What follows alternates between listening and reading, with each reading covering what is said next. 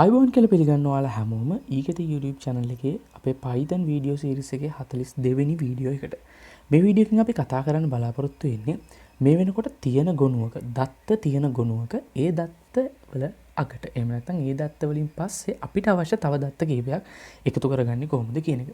ඉතින් මීට කලින් වීඩියෝ එකකදී අපි කතා කරා writing ගැන. ඒ වීඩියෝස් බැලුවේ නැත්නම් අනිවාර්යෙන්ම බලන්න. ෆයිල් එකක් කොහොමද write කරන්න කියලා. එතෙන්දී අපිට තේරුම් ගිය දෙයක් තමයි ෆයිල් එක write කරද්දී මීට කලින් තිබ්බ data ටික ඔක්කොම erase වෙලා delete වෙලා තමයි අපි කියන දේ අලුතෙන්ම write වෙනවා. සම්පූර්ණ ෆයිල් එකම erase වෙලා අලුතෙන්ම write වෙන එක වෙන්නේ.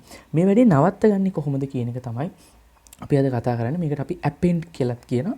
අපි බලමු කොහොමද දැනට තියෙන දත්තයක අගට අවසානට අපිට අවශ්‍ය දත්ත ටික එකතු කරගන්න කියලා Python program එකකින් text file එකක. වෙනද වගේම ඔන්න මට තියෙනවා මගේ data file එක. මේ data file එක open කරලා බැලුවොත් ඔන්න මේවා තමයි මට data එකක් තියෙනවා. This is my data file කියලා පොඩි text එකක් ලියලා තියෙනවා. ඊට අමතරව මම ඒක close කළා. ඊට පස්සේ මගේ Python program එකක් තියෙනවා මෙතන. මේ Python program එක මොකුත් නෑ, his program එකක්. හරි. අපි දැන් බලමු කොහොමද මේ වැඩේ වෙන්නේ කියලා. මුලින්ම මම මේ data file එක මගේ data file එක open කරගන්නවා. මේක ගැන දැන් මම මොකුත් වැඩිපුර කියන්න යන්නේ නැහැ. අපි දන්නවා file එකේ නම data, file extension එක .txt, ඊට පස්සේ කමාවක් දීලා මෙතන අපි කලින් වතාවේ file එකේ මොන හරි දෙයක් ලියන්න w අකුර එහෙම නැත්නම් write කියන එක තමයි write කියන mode එක තමයි පාවිච්චි කරේ. හැබැයි මේ වතාවේ අපි කරන්න බලාපොරොත්තු වෙන්නේ වෙන දෙයක්.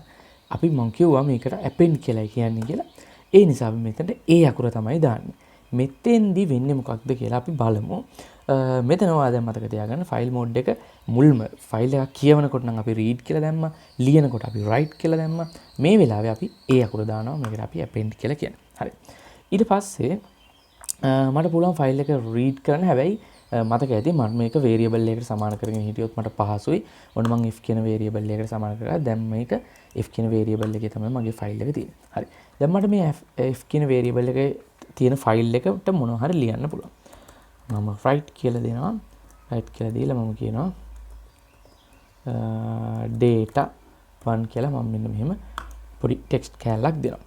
ඕකේ. ඊට පස්සේ ඔයාලට මතක ඇති අනිවාර්යෙන් ෆයිල් එකක් ලිව්වනම් ඒක අනිවාර්යයෙන්ම close කරලා බලන්නත් ඕන. අපි කලින් වීඩියෝස් වලදී මම මේක නොකළොත් close නොකළොත් මොකද වෙන්නේ කියලාත් පෙන්නුවා.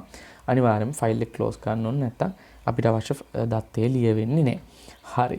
දැන් අපි මේක save කරලා තියෙන්නේ run කරලා බලමු. ඕකේ. error එකක් නැහැ. program එක run වුණා. දැන් මම ගිහිල්ලා මගේ මෙන්න තියෙන මගේ data file එක මම මේක open කරලා බැලුවොත් ඔයාලට පේනවා ඇති මගේ තිබ්බ කලින් data එක මෙන්න මෙච්චරයි තිබ්බේ. This is my data. this is my file කියලා තමයි කලින් data එක තිබ්බේ.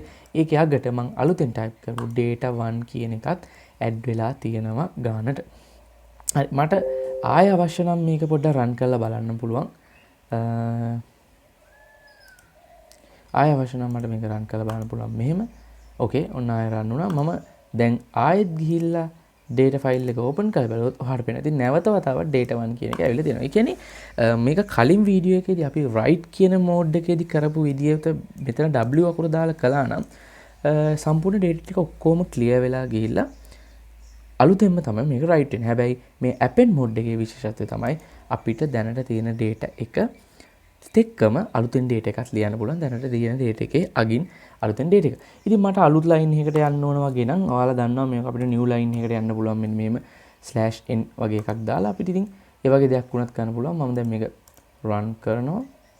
ඕකේ. run කරලි වෙලා බලන්න උනාද කියලා වැඩි බලන්න මම double click කරලා open කරොත් ඔයාලට පේන නැති අලුතෙන් add වෙච්ච මේ data 1 කියන එක ඊළඟ new line එකට ගිහලා දෙන්න. ඉතින් මෙන්න මේ වගේ දේවල් ඔයාලා කරලා බලන්න.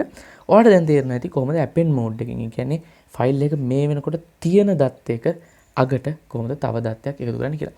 ඉතින් ඔන්න අපි ෆයිල් සම්බන්ධව ප්‍රධාන දේවල් තුනක් කතා කරා. read කරන විදිය, write කරන විදිය සහ append කරන විදිය. මේක සම්බන්ධ තව විශේෂ දේවල් කීපයක් අපිට කතා කරන්න තියෙනවා. අපි ඊළඟ වීඩියෝස් වලදී ඒ ගැන අනිවාර්යයෙන්ම කතා කරමු. වීඩියෝ එක ගැන අදහස් ඔයාලා කමෙන්ට් කරන්න, යාළුවොත් එක්ක share කරගන්න. ඊළඟ වීඩියෝ එකකින් ගොඩක් වැදගත් දෙයක් අපිට කතා කරන්න තියෙනවා. ඒ නිසා අනිවාර්යෙන් channel එක subscribe කරලා අපිත් එක්ක එකතු වෙලා ඉන්න. අපේ social media වල links පහළ description එකේ තියෙනවා. ඒවත් එකත් අනිවාර්යයෙන්ම එකතු වෙන්න. ඊළඟ වීඩියෝ එකකින් හමු වෙමු. මම ආයේෂ් eketha YouTube channel එක වෙනුවෙන්.